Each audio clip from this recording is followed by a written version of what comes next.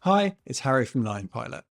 In this video, we're going to dive into more detail all about the different ways to configure triggers and filters in LinePilot, including how to use workflows, and talk about what happens when LinePilot runs.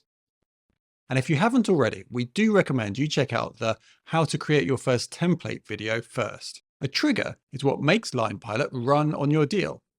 Each of your templates has a trigger enabled. There are three types of trigger: deal created, deal stage change, and workflows. So let's take a look in more detail. Deal created. This does what it says. It runs LinePilot when a deal is created for the first time. Deal stage change.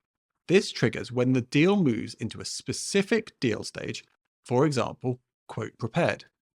Note, this is a change event. LinePilot will only run when the deal stage changes. So if you need to rerun LinePilot, you'll have to move it back a stage and back in again. If you want LinePilot to run in multiple different pipelines, you've got a couple of options. You can either copy the template or use workflows.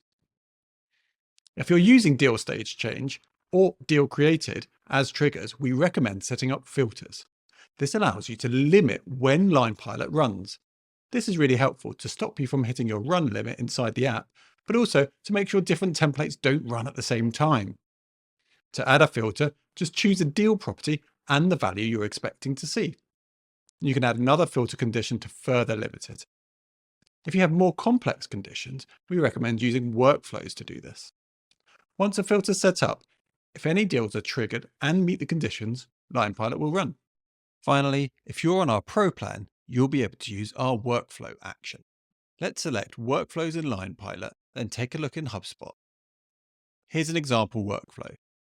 The first thing to note is that you need to be using a deal-based workflow. The advantage of workflows is that you have tons more options for when to trigger LinePilot, like when different properties change or on a schedule.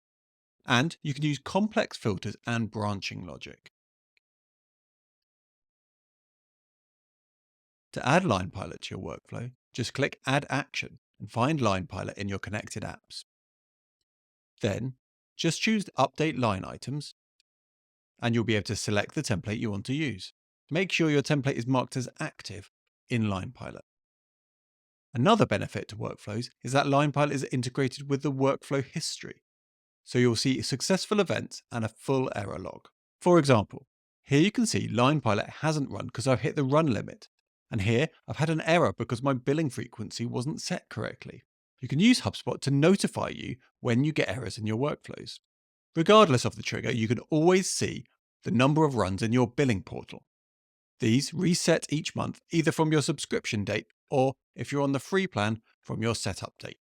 You can also see the total number of runs per template on the home screen. If your run limit is reached, LinePilot won't run until you upgrade or the plan renews. If LinePilot errors, this won't count, so don't worry. Remember, if LinePilot runs multiple times on the same template, this will still count as a run, but you'll never end up with duplicates, as LinePilot will recalculate your line items.